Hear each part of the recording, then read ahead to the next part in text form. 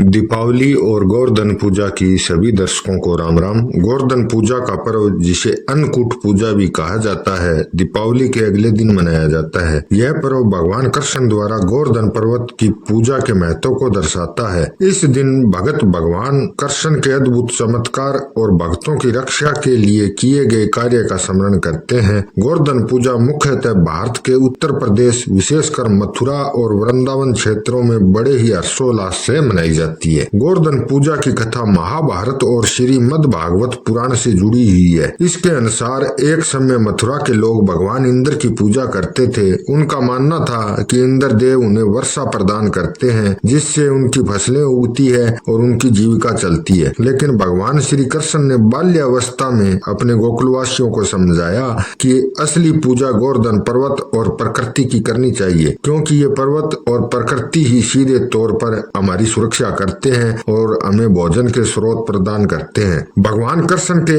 इस सुझाव पर गोकुलवासियों ने इंद्र की पूजा करना छोड़कर गोवर्धन पर्वत की पूजा करनी शुरू कर दी। इंद्रदेव इस बात से क्रोधित हो गए और उन्होंने गोकुलवासियों को दंडित करने के लिए भारी वर्षा शुरू कर दी। गांव के चारों ओर पानी भर गया और लोगों के घर तबाह होने लगे। तब श्री कृष्ण ने गोवर्धन पर्वत को अपनी छोटी उंगली पर उठा लिया और सभी गोकुलवासियों को उसके नीचे शरण दी। भगवान ने लगातार 7 दिन तक गोवर्धन पर्वत को उठाए रखा और गांव वालों की रक्षा की। इंद्र को अपनी गलती का एहसास हुआ और उन्होंने श्री कृष्ण से क्षमा मांगी। तभी से गोवर्धन पर्वत की पूजा का पर्व भगवान श्री कृष्ण के इस चमत्कार की याद में मनाया जाता है। गोवर्धन पूजा के दिन लोग सुबह स्नान करके भगवान श्री कृष्ण गोवर्धन पर्वत और गौ माता की पूजा करते हैं। मिट्टी, गाय के गोबर या काली मिट्टी से गोवर्धन पर्वत की आकृति बनाई जाती है। इसे फूलों, पत्तों, दीपों और रंगीन कपड़ों से सजाया जाता है। इस पर्वत पर भगवान कृष्ण और गोवर्धन की छोटी मूर्ति रखकर उनकी पूजा की जाती है।